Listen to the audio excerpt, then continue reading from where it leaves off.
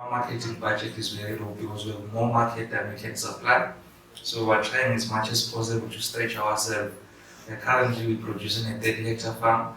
I think in August or July, August, when we resume the new season, we were trusting God to increase our production to 84 hectares to 100 hectares so that we try to catch up with the local demand to feed the Maswati. We also export to South Africa, preparing to export to the US because we've done a number of certification US, Dubai. It's our next target according to our strategic plan, and we are strategically moving today with our key wise moves. So in case of marketing, because like I've said, food, it's a daily thing, but don't just go there because you know people demand food.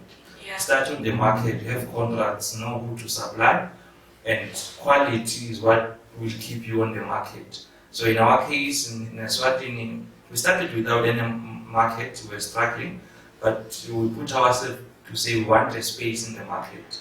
From the product we supply number one seed, we produce seed for farmers, bean seed, especially legumes.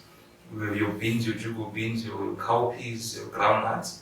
Because we've did our market research, we know that food security depends on seed security, and the country imports more than 99% of the seed, and they don't produce the seed local. So we tapped into that space, and we are known. We supply by cash all around the country because they are closer to the people. We distribute through them because those are agro dealers, they are closer to the people. You farm chemicals, different agro dealers where a farmer know where to get the seed. We can't have a shop everywhere, but we leverage on those who already have existing structures. So in terms of the seed, we clear everything. What we're ascertaining as is Russia, Ukraine, we know we need to up our game. Farmers will be demanding more seed, and we are ready for the challenge to ensure that we supply seed with quality, farmers with quality seed. And then even on the vegetables, because we're balancing our model, we have especially niche vegetables, or baby vegetables, your chilies, vegetables which a normal farmer cannot produce. Chilies, we know it's a very important commodity which is even traded on the stock exchange. Baby vegetables, we are taking baby marrow, yellow petty pen, green beans. Because a normal cocoa, because we know an average farmer, age of a farmer is 65 years. So an old cocoa of 65 years old cannot produce baby vegetables. That's our space as young people. It's a quick thing, 6 weeks. Not all about the quick, but you have to maintain quality, because if you are too lazy, you harvest in the morning, during the day, evening. If you miss that quality, the inches are no longer the one that you need in the market. So we supply local retailer shops, we export to South Africa, Durban especially, because we have a contract with retailers on that side. So basically that's what we do. And then we're also part of the school feeding program, through Well Food program.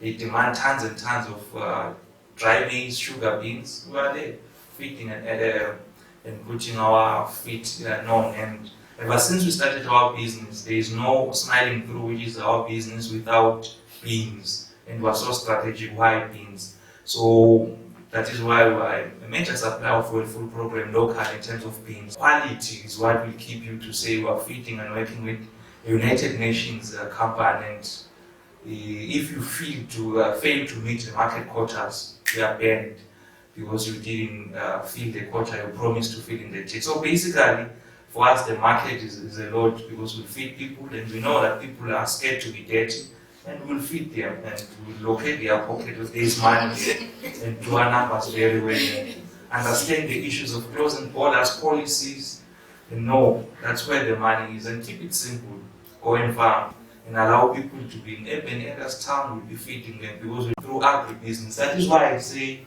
the simplest thing, the next set of billion in Africa are farmers, according to the African Development Bank president. It's true. Russia is telling us, and we can be on your own. Why are you relying on us when we have a population of 1.4 million, 1.4 billion people, and we are relying on us? Now we are fighting. And the little thing we are seeing in terms of increase in price in cooking oil is just labor pains. The reality still yet to come. Because as we are talking now in Ukraine, it's the start of their season. During winter, they are farming in Ukraine. In those fields, they are soldiers. You know, if you follow interviews of farmers in Ukraine, which are in Holland, they are crying. I only wish my cows don't die. If I can have someone to feed those cows, because those people, they are playing a major role. Their silos are filled with corn, which is maize. They can't sell it. It's going to rot. In Africa, we are complaining. NMC say, I'm only left with a stock of 1 month for maize. Ukraine is saying on the other side, I can't sell. I have thousands of tons of corn, but they are soldiers from Russia guarding. So we need to man up in Africa. I saw the African Development Bank, they set a fund quickly to say farmers in Africa need to have seed and fertilizers, because we are going to starve around October, December. We'll be eating ourselves because of the issue of food, because we are living in a global world. We are not ready of such. And continue with this, we are in for it. Fuel going up, cooking oil going up, everything, because fuel is a controlling commodity. And you better have your food in place in your backyard garden and be ready for 1 meal per day if you are not used to